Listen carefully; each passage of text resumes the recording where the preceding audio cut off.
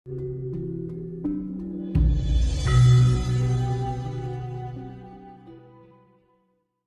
adalah ajaran Bung Karno, Pancasila atau Marxisme itu sendiri. Nah, kalau Pancasila masih abstrak, artinya zaman Orba dulu Pancasila, tapi kenapa digulingkan?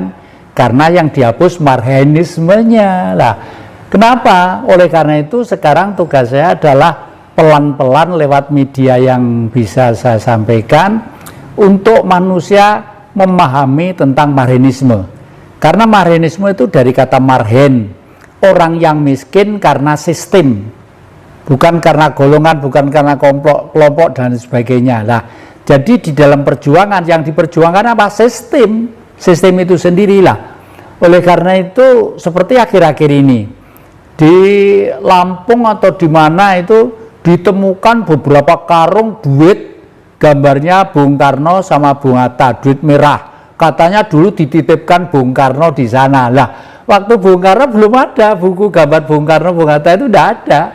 Ya baru akhir-akhir ini aja. Saya khawatir kalau gitu hal-hal seperti itu merupakan satu pembelokan permasalahan dan menghipnotis masyarakat secara umum supaya tergiur oleh kamuflase yang tidak rasional tadi itu. Yang kedua, kalau duit itu disebar semaunya sendiri, Bung Karno memang insinyur, ahli politik, tapi pikirannya sangat eksak. Justru sangat eksaknya itulah Bung Karno berpikir, kalau duit nanti disebar di mana-mana jumlahnya tidak karu-karuan, kan inflasi.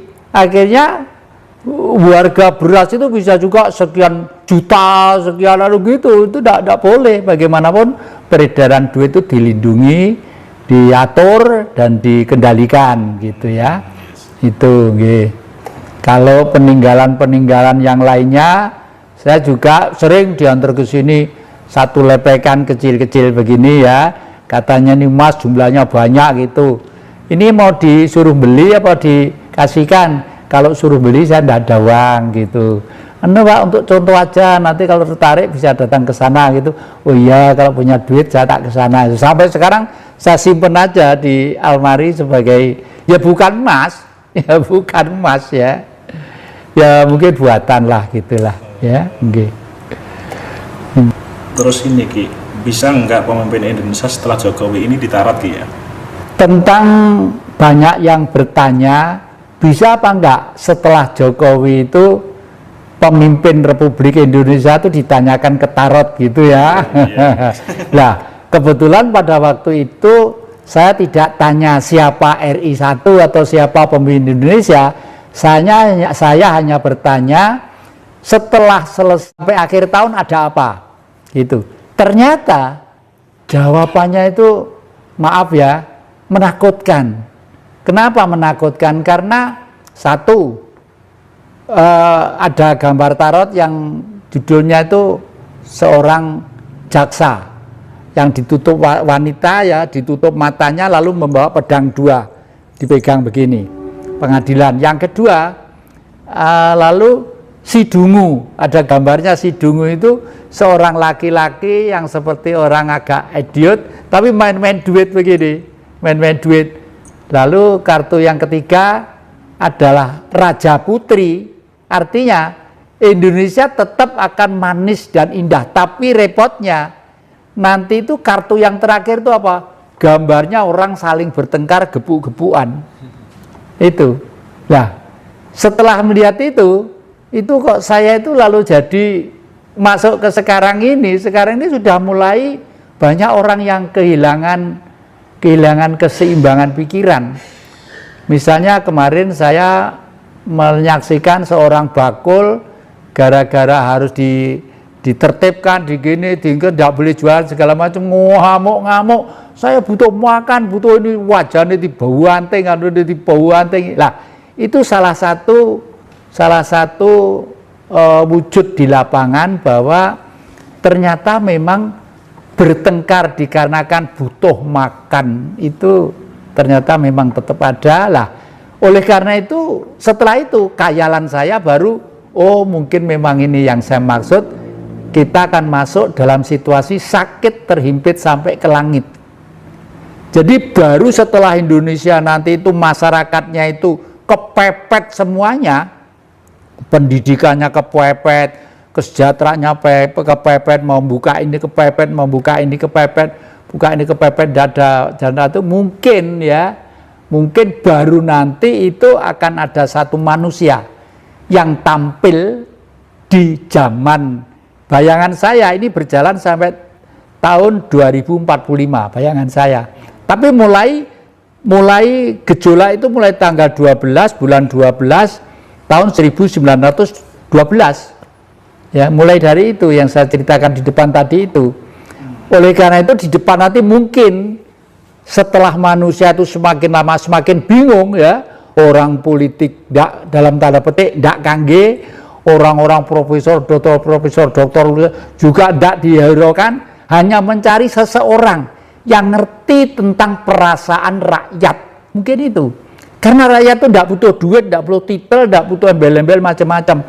Butuh wetenge wareg, uripe iki tentrem ayem. Tentrem ayem itu tidak butuh duit, butuh suasana dan kebijaksanaan. Itu ilmu juga. Kalau di pewayangan digambarkan sebagai Prabu Puntadewa. Jadi ratu sederhana. Kalau yang ini masih pakai ini, ya, pakai macam-macam. Kalau Prabu Puntadewa tidak mikir ini, tidak mikir, ya.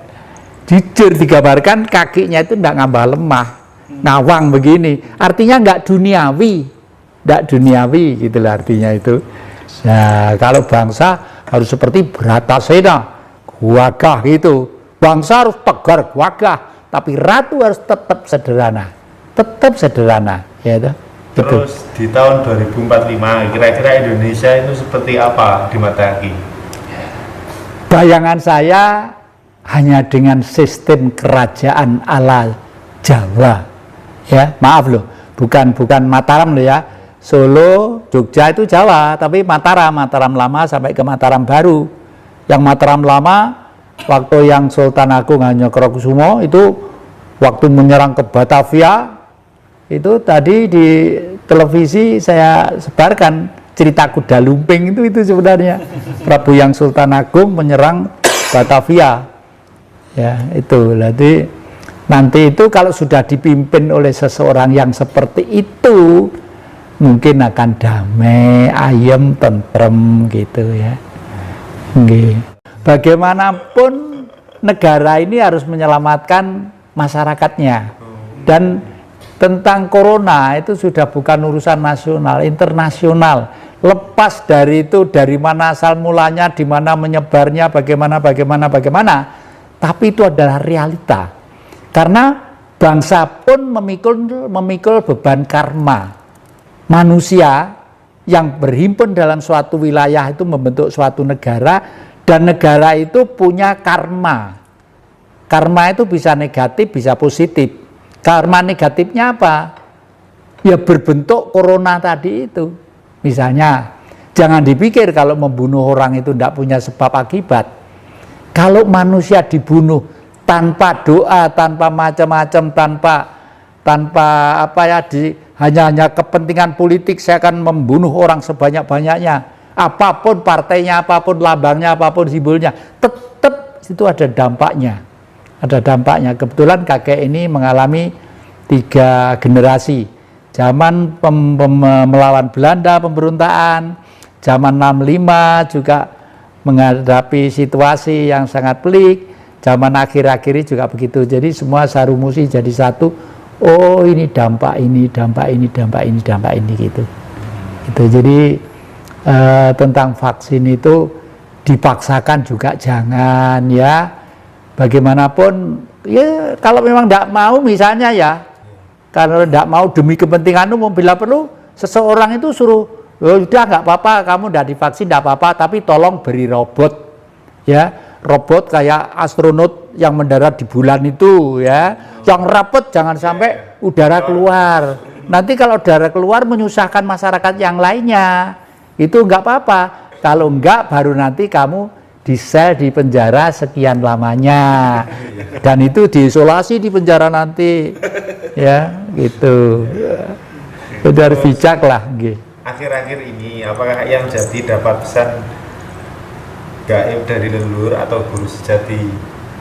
Ya, saya selalu konsultasi dengan guru sejati saya. Ya, guru itu bagi saya ada 3. Guru hidup adalah bapak dan ibu saya, ya. Itu guru waktu sejak kecil saya belajar dari beliau dan hasilnya memang hebat sekali. Guru yang kedua adalah guru politik. Itu saya mencari guru harus mencari seorang politikus yang terbesar kelasnya dunia, yaitu Bung Karno, yang pernah menghimpun Asia, Afrika, Amerika Latin untuk mewujudkan perdamaian dunia dengan kegiatan yang dinamakan olahraga dan kebudayaan dan kesenian, the game of the new emerging forces, ya, satu kekuatan baru membentuk suatu dunia baru itu, ya. Yang ketiga adalah guru sejati yang diberikan kepada jati, ya, karena jati ini, guru sejati itu siapa? Diberikan sejak saya dalam kandungan ibu, berbentuk cahaya. Cahaya itu adalah cahayanya Allah yang bersinar kepada setiap titahnya, baik kepada binatang, baik kepada cacing, kepada pohon-pohon, kepada gaib-gaib, kepada gendruwo, kepada toyol, kepada apalagi kepada manusia. Di antara ciptaan-ciptaannya tadi yang paling istimewa adalah bercahaya di dalam tubuh manusia. Oleh karena itu di dalam agama disebutkan manusia itu ada makhluk yang dimuliakan oleh Allah. Di dalam agama Islam seperti itu. Artinya hanya manusia yang patut terdepan untuk membawa kehidupan yang nyata dan tidak nyata, yang gaib dan tidak gaib, yang kecil dan yang besar, itu adalah manusia. Lah, Bung Karno sudah membuktikan itu di zaman era baru. Makanya di Jakarta itu budaya di Timur Tengah sudah diboyong ke Jakarta. Namanya apa? Tugu Monas. Yang bawah itu segi 4, yang namanya lingga, ibu-ibu. Yang di atas itu bapak Yoni, ya, lingga dan Yoni, ya. Alu lan lumpang, seperti di rumah kakek itu di depan ada alu lumpang. Itulah, di bawah atasnya mas, artinya murni. Jadi kalau pengen mencari kehidupan yang bersinar, yang sering kita sebut dengan istilah Tuhan, ya harus bersinar yang murni, yang indah. Dan emas itu ternyata bisa untuk mengantisipasi semua permasalahan yang kira-kira menyulitkan kehidupan manusia. Misalnya rumah dikasih susuk emas, ya, mobil dikasih susuk emas, orang pengen cantik, pengen ganteng pakai susuk emas. Coba terus itu terdipelintir sama budaya lain. Waduh, enggak boleh makan, jangan kelor, ya, karena engko susuk-susuk iso rontok gitu. Padahal kelor itu misinya bagus, istimewa untuk pengembangan gen-gen dan netralisir kembali organ-organ tubuh ini, ya.